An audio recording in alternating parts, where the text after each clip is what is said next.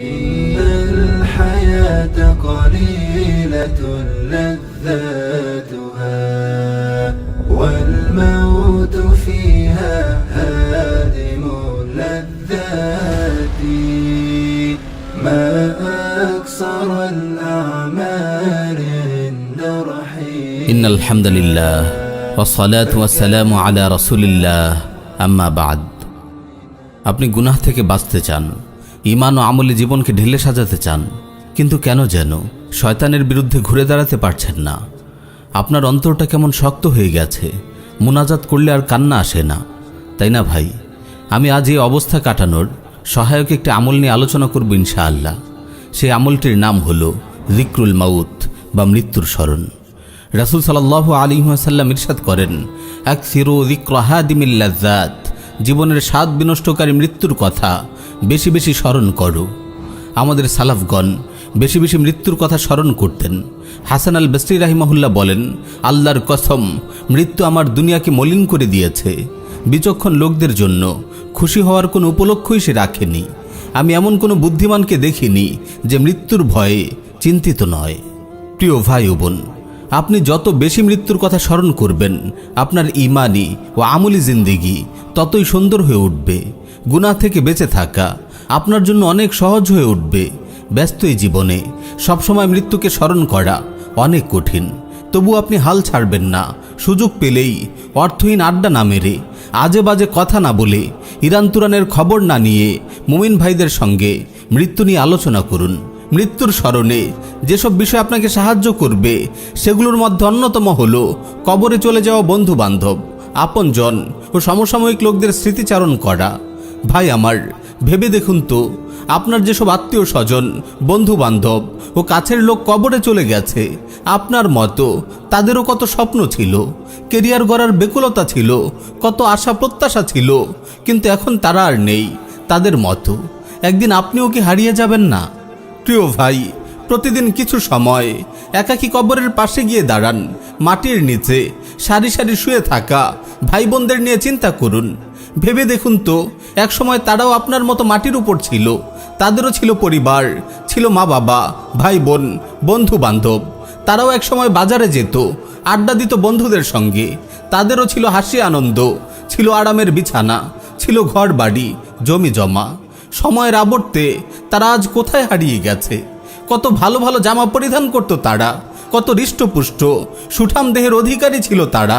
যৌবনকে তারা কত ভালোবাসত, কত সুখী পরিবার ছিল তাদের, কত শখের বস্তু নিয়ে মনের খায়েশ মেটাতো তারা।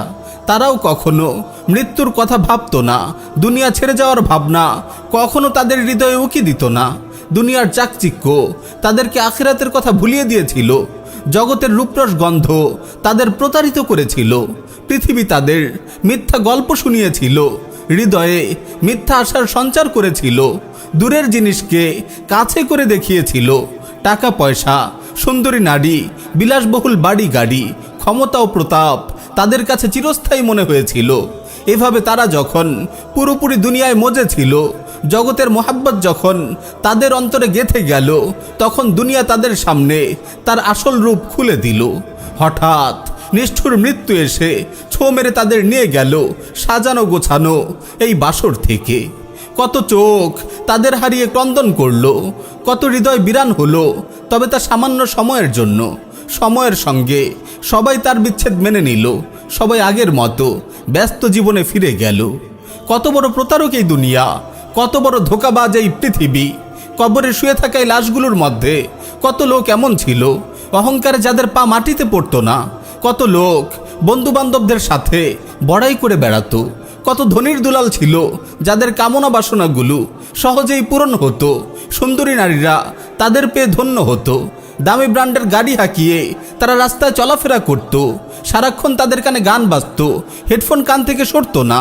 খেলাধুলা, আমোদ প্রমোদ, মौज মস্তি ছিল তাদের একমাত্র ধ্যান জ্ঞান। এভাবে তারা নিজেদের গোমরাহিকে পাকাপোক্ত করে নিয়েছিল। নিজেদের কামনা বাসনাগুলোকে পূর্ণতা দিতে তাদের চেষ্টার কোনো ত্রুটি ছিল না।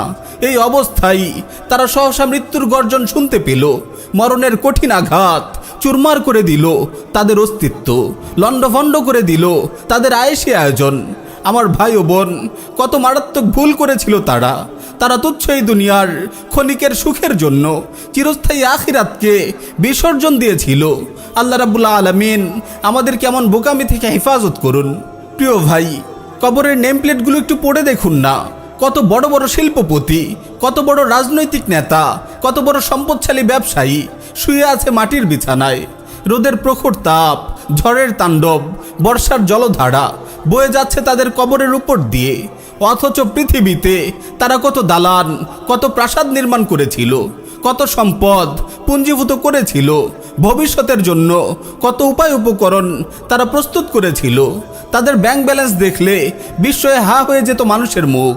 সময়ের সাথে পাল্লা দিয়ে তাদের ভোগ বিলাস আরও বেড়েই চলেছিল। তারা ভেবেছিল এই সুখ, এই সম্পদ, এই সমৃদ্ধি, এই ক্ষমতা তাদের দীর্ঘজীবী করবে। কিন্তু তাদের সব কল্পনাকে মিথ্যা প্রমাণ করে তাদের সব আয়োজন ছিন্ন ভিন্ন হয়ে গেল। সব কিছু এমনভাবে নিঃশেষ হয়ে গেল যেন তারা এই পৃথিবীর কেউ না। তারা কোনো কিছুরই মালিক ছিল না কোনো কালে। এক টুকরো কাফন আর অল্প সুগন্ধি নিয়েই তারা খালি হাতে শুয়ে পড়ল কবরে। দিন শেষে তাদের সাথী হয়েছিল কেবল তাদের আমল। আমার ভাই, যৌবনের তাড়নায় আল্লাহর নাফরমানি করছেন না তো? নিজের রূপ সৌন্দর্যের বড়াই করছেন না তো? অবৈধ প্রেম ভালোবাসায় পড়ে নিজের যৌবন বরবাদ করছেন না তো? আমার বোন, আল্লাহর বিধান লঙ্ঘন করে নিজের রূপ সৌন্দর্য প্রদর্শন করে বেড়াচ্ছেন না তো? যৌবনের মোহে পড়ে আপনার রব থেকে দূরে সরে পড়েননি তো? একটু ভেবে দেখুন না, আপনার মতো কত তরুণ, কত তরুণী আজ শুয়ে আছে কবরের অন্ধকারে। কখন আপনার মৃত্যু এসে যায় বলা তো যায় না। কবরে আপনার কি অবস্থা হবে কখনো ভেবে দেখেছেন? আপনার লাবণ্য ভরা কমনীয় চেহারা, জানি আপনার অহংকারের শেষ নেই, তা দুর্গন্ধময় পুজে ভরে যাবে। জিমে গিয়ে বানানো আপনার সুঠাম শরীর ফুলে ফেটে চৌচির হয়ে যাবে। চারদিকে ছড়িয়ে পড়বে পেটের গলিত নাড়ি ভুঁড়ি। পোকামাকড় কুরে কুরে খাবে আপনার প্রিয় এই দেহ। আপনার সুন্দর সাদা দাঁতগুলো বিক্ষিপ্ত হয়ে যাবে। এমনকি আপনার হাড়গোড় পর্যন্ত নিশ্চিহ্ন হয়ে যাবে। আপনার হৃষ্টপুষ্ট দেহ নিয়ে এক নিষ্ঠুর ধ্বংসযজ্ঞে মেতে উঠবে কবরের মাটি। ভাই আমার, আপনি আজ হেসে খেলে দিন পার করছেন, রসিকতায় গড়াগড়ি খাচ্ছেন। আপনি কথায় স্মার্ট, লেখায় সিদ্ধহস্ত, ফেসবুকে আপনি সেলিব্রিটি, কিন্তু আপনার ঈমান আমলের কি খবর? আপনার রবের সঙ্গে আপনার সম্পর্ক কেমন? কোরআনের সঙ্গে আপনার ওঠা বসা আছে তো? প্রিয় ভাইরা, স্নেহের বোনেরা, জীবনের চলার পথে মৃত্যুর কথা কখনো ভুলে যাবেন না।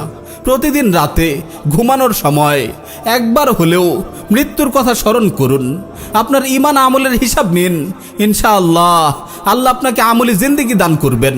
পরিশেষে দোয়া করি, আল্লাহ রাব্বুল আলামিন আমাদের সবাইকে ক্ষমা করুন, জাহান্নাম থেকে নাজাত দান করুন।